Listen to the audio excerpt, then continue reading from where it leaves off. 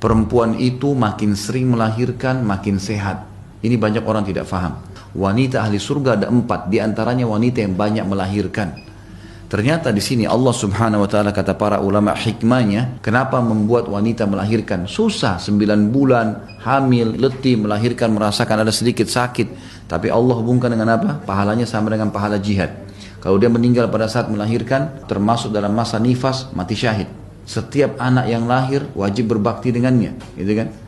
Makanya kita temukan wanita yang sering melahirkan. Coba Bapak Ibu renungi orang-orang dulu, nenek-nenek kita anaknya 10, 12, sehat, luar biasa. Beda dengan sekarang, misalnya orang punya 2 anak, 1 anak. Apalagi kalau dia memang sengaja haramkan dirinya. Ada wanita subhanallah diharamkan, ditutup kandungannya, nggak mau lagi hamil. Ini salah teman-teman sekalian. Kalau ajal datang akan datang, mau lahirkan atau tidak, gitu kan? Tidak ada hubungannya. Bahkan ada wanita, banyak wanita yang saya ketahui beritanya, bahkan sudah divonis oleh dokter berbahaya kalau hamil, dia hamil sehat melahirkan, nggak ada masalah bagi dia. Hukum Allah lain kalau sudah berlaku dengan manusia, gitu kan? Ini bukan berarti kita melanggar kalau sudah tidak boleh oleh dokter. Sebaiknya kita ambil cadangan memang. Tetapi kalau sampai terjadi, karena ulama mengatakan haram menggugurkan kandungan kalau sudah ada ruhnya 4 bulan, udah nggak boleh. Di bawah itu masih dipertimbangkan kalau seandainya memang ada hal yang berbahaya bagi si ibu. Kalau nggak boleh, dibiarin. Dan banyak orang akhirnya melahirkan dengan normal. Dan subhanallah, ibu-ibu ada mertua, saya lihat sendiri mertua kakak saya di Surabaya, umurnya meninggal itu sekitar umur 90 tahun sekian. Subhanallah, baru berapa tahun meninggal, anaknya dia sendiri melahirkan 16 anak. Setiap kali hamil ceritanya selalu gembira. Setiap kali hamil tidak pernah bersedih. Alhamdulillah Allah kasih lagi anak.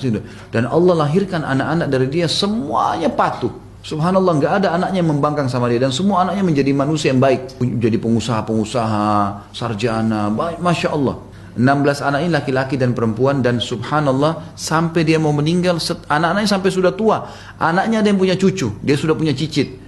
Itu setiap hari gonta-ganti datang ke rumahnya, bawain makanan, perhatikan dia, tidak pernah kesunyian. Dari anak-anaknya yang belasan orang ini bolak-balik datang. Waktu di rumah sakit perhatiannya besar, luar biasa. Dan berapa banyak pahala dari 16 anak yang mendoakan dia. Kenapa harus terpengaruh dengan was-was syaitan? Godaan orang-orang non-muslim. Nanti kalau banyak anak pusing. Itu nanti kalau banyak anak seperti program KB, banyak anak, nanti akhirnya jadi banyak pengangguran. Belum lahir anak sudah dianggap jadi pengangguran. Gimana caranya pemikirannya itu? Dan ulama bukan mengharamkan program KB ya, tapi kalau orang mengatakan 2 anak cukup, ikutin itu haram. Tapi kalau dia membatasi keturunan 2 tahun sekali, 3 tahun sekali, itu boleh dalam Islam, selama bahan-bahannya halal.